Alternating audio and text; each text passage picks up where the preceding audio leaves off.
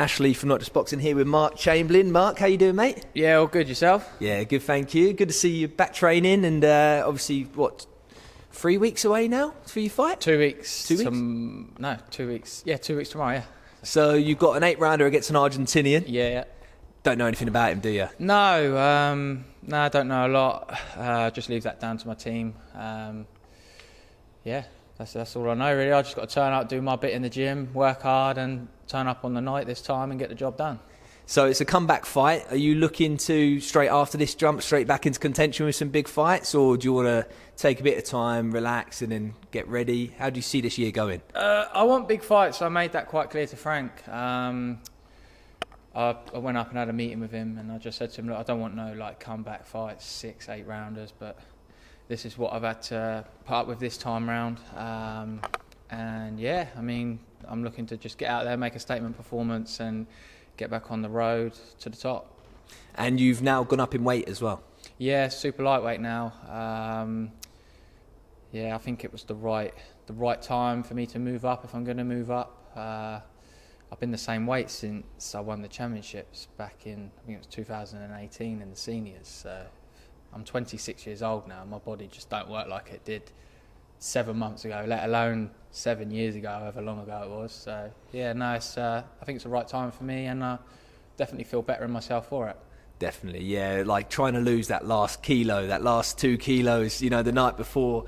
I don't know how you do it, especially how big you come in the next day. Yeah, it's. I mean, I've done it. I've never not missed weight. Do you know what I mean? I've always done my weight checks and made weight on when I've had to. But it just takes its toll on your body, and you got to think of your health over anything else. And obviously, I was big for the weight, but like I say, I think now is the right time for me to make that move if I'm going to. And like I say, I feel better in myself as a person and in the gym as well, because I was starting to feel a little bit flat a few weeks out, and obviously I need to be performing in the gym, and I was, but I wasn't, if you know what I mean. And I just felt it, and I didn't want that to interfere with my performance on the night, because obviously in boxing you can't cut no corners, and it's a dangerous sport as it is. And obviously draining your body out like you have to make weight, it's dangerous, really.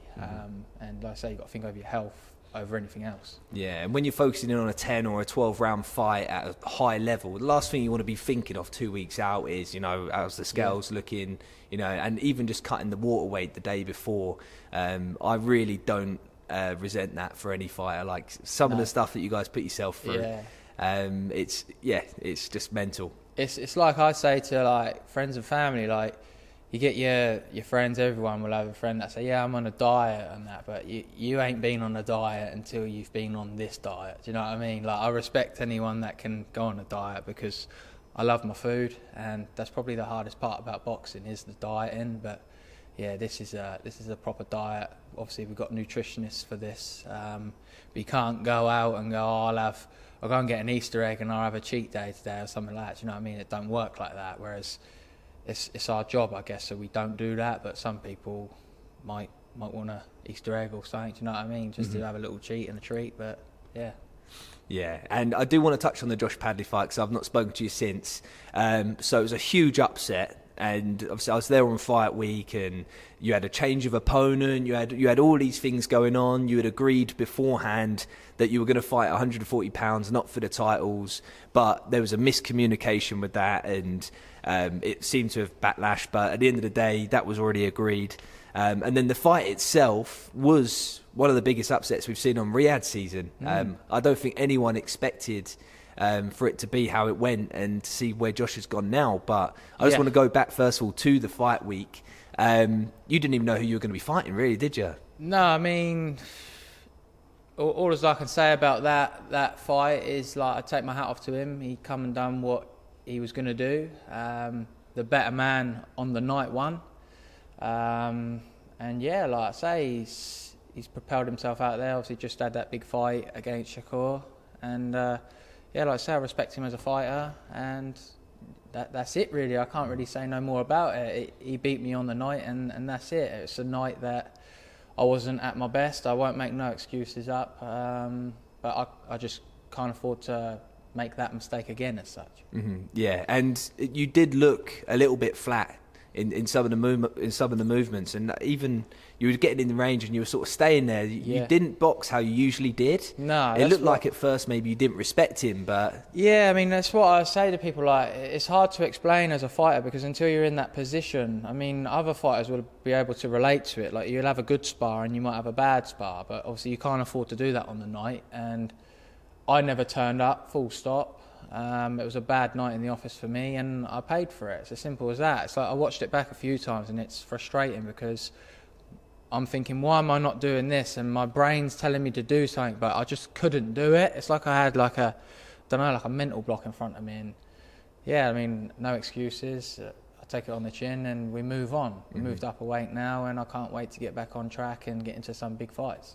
Yeah, and I do just want to touch upon that 8th round as well, when you were dropped by him. It looked like I think you were like exchanging left hooks at that moment. Do you know what? I've been hit so much more harder. It wasn't even a shot that hurt me. I got straight, I think my bum just skimmed the floor. Do you know what I mean? Obviously I touched down and got straight back up, but it wasn't a shot that hurt me, and I thought, oh no, like, do you know what I mean? I've been hit harder. I just, one of them quick flash shots caught me, and that was it, and it went down as a 10-8 round. But like I say, take my hat off to him.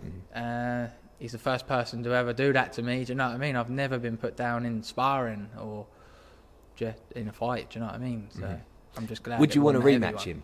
Yeah, definitely. I'd take the fight again. I actually messaged Eddie Hearn the other day when he put up the post that he'd signed him. I said, lovely jubbly. Now I've got a wrong to put right, so let's get it done. Do you know what I mean? But obviously Eddie's out and about, flying all over the world and that, so no response from him yet, so I'm sure he'll want to look after him and keep him going as he is, you know what I mean? Yeah, and I think from a fan perspective, obviously everyone going into that was cheering you on and everything. No one really knew who he was. He's gained so many fans in the last year from all of this. Just as a working class guy that's managed to do it. But I think for you, it's like, do you want that revenge? Do you want to right that wrong? Yeah, definitely. I mean, if they said to me like, oh, this is your next fight, no problem, I'll take it with both hands, because obviously I can't settle on the loss. Like, it is what it is. We're both on different routes as such, but I'm sure the fight could get made. Like I said to Eddie the other day, lovely, let's get it on the next 5v5 matchroom in Queensbury.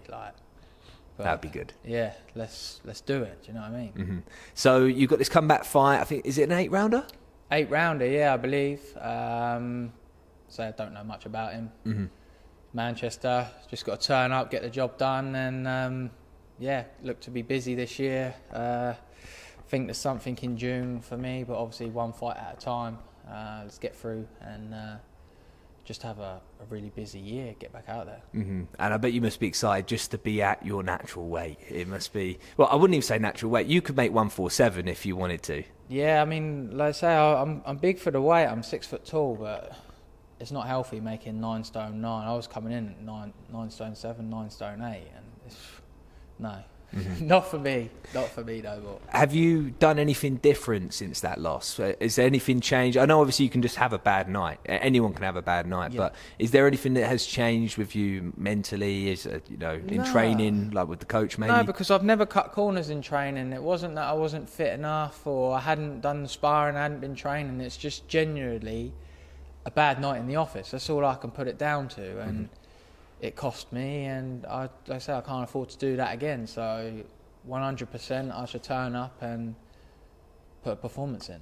Yeah, so 140 pounds, you've got some great names there. You got some good names. You got the likes of Jack Catterall that's going to want to be bouncing back. You've got just trying to think of something. Yeah, obviously Dalton Smith's huge. Adam Azim's up and coming. I don't think you're going to ever get that shot because he's very young. But is there any names in particular? I know obviously you don't want to be calling people out. Is there anyone in particular that you do fancy? I wouldn't want to pinpoint any names just yet. I don't want to run before I can walk in a new weight class, but I'm definitely capable of being up there with the big boys at the 140 division. So yeah, I mean, like I say, each fight at a time. Let's get back to winning ways, and I'll fight whoever they put in front of me. That's all I can do. So yeah, I'm looking forward to it. Brilliant. Well, thank you for your time, Mark, and I will be there on your fight week, mate. So I'll catch up with One you last then. thing I just want to say. Yeah. Massive thank you to obviously my sponsors that have stuck by me, because obviously I've been a bit inactive due to cuts getting infected and that. So they know who they are. Obviously they're on my t-shirt front and back. So yeah, massive thank you to them guys. And obviously my trainer, Jared Partridge, he deserves a bit of respect here, because it don't go unnoticed. Obviously all the time away from his family and coming to take himself out of his day-to-day life to come and train me. So yeah, big thanks to Jared as well, and yeah, let's have a busy year. Yeah, well, Jared's actually next to you now. I want to get him in here. I think he's got a quickly bit for camera minute. shy. Come on, Jared. Right, let me push back a little bit. There we go. Oh, Jared, so obviously you've just been training. I just want to have a quick chat to you. You've got a few guys in the gym now. You've got Jordan Flynn next week. Yeah. He's got Cameron Vong. Yeah. Let's talk about him. You've been with him, what, 7 months now? Yeah. Do you know what? I don't actually know how long. Time flies, doesn't it? When did you? When was the Padley fight? September. September, yeah. So yeah, just before that. Yeah. So probably is about 6. How's 7 he months. looking? I know you're going to be saying he looks good and everything, but honestly, like, how is he looking? Yeah. Look, you can only go off of what they're doing currently, innit? The last couple of spars, last couple of sessions, and like you said, it's a cliche thing to say coming up to a fight, particularly when you're backing your fighter, but he really is on form. He's Nice. on form. Yeah. Brilliant. And then obviously Mark as well. He's got this comeback 8-rounder. Yeah. You must have looked into the opponent at least. What are we going to expect with this Argentinian? Well, look, I think with an opponent like this Argentinian, I wouldn't even try and pronounce his name. Mark's just got to be on it. I think he's just said in this interview, and he knows what happens when he's not on it. You've got to treat this fighter like you would any other fighter, whether it's fighting for a world title or a comeback fight. It's got to be taken very serious. Mark turns up, he'll do a good job on him. Brilliant. Very confident in that.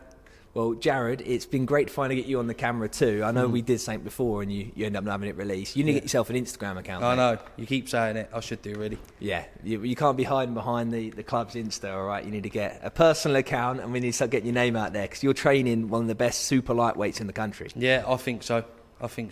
Just want to keep winning, and maybe the Instagram can follow. Yeah, brilliant. Well, cheers, guys. Cheers for your time. It's Nice been one. great coming down here. Cheers, mate.